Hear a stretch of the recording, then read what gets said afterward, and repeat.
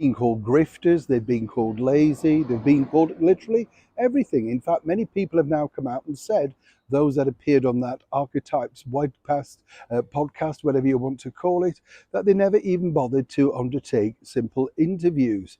But as ever, there's always two sides to every story, as we often say here on the show, and we like to bring both sides. So really, who's actually the winner?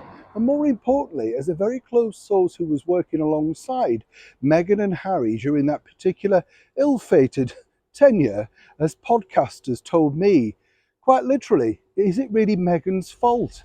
As ever, let me explain. Hi, good morning. Nice to see you. I hope you're well today, whatever you're doing.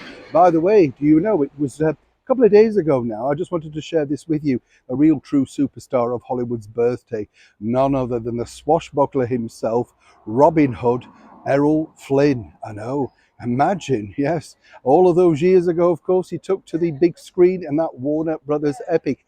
A story that I heard from a very good friend of mine, Mickey Rooney, about Errol Flynn was simply this. One day on the set of Warner Brothers, Jack Warner was appealed by the fact that it seemed finally that Errol was taking care of his health. He said, I've just spotted him having, oranges for breakfast, making sure he's getting lots of vitamin C, etc. Apparently, according to a very good source, what Jack Warner did not realize was that those oranges had been injected with a syringe with vodka. So he was already having vodka and orange for breakfast. As we know, sadly, Errol ruined his looks. But what a legacy he left behind in the film world. What was your favourite Errol Flynn film? Do let me know as ever in the comments below. Back also to your breaking royal story of the day. This has really come from a very good source indeed in the Meghan Markle camp regarding the ongoing, very public battle now, spat between Meghan, Harry and the people at Spotify. All started off so well, as all of these things do. And I think I told you when we first started this channel just how difficult it now was going to be for Meghan and Harry as they go into the entertainment world. It's ruthless, it's brutal, and you really do have to deliver. Clearly, they didn't want to put any legwork in, do any effort at all.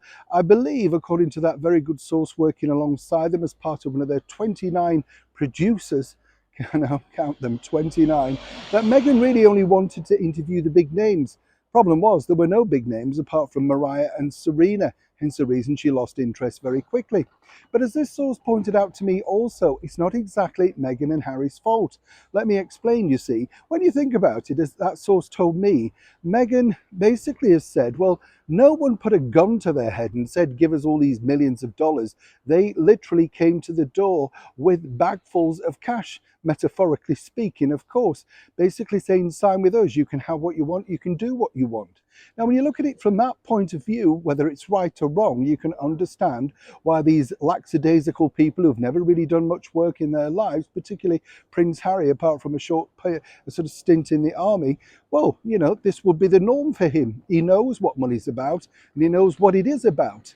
Meghan apparently just feels, well, you offered the money, we delivered exactly what we thought we were going to deliver. What's the problem? And as she pointed out, as I said, no one forced them to give them the money. The battle now is raging behind the scenes as to how much money can be retrieved, retracted, or indeed whether Spotify will have to give any more money back. The contract is murky. They signed it during another tenure with another PR company, Sunshine Sachs. It's all getting very, very difficult. And as that chief executive pointed out at Spotify, he wouldn't mind making a podcast about that. That could be the only way you retrieve your lost money. Neil Sean in the very heart of London.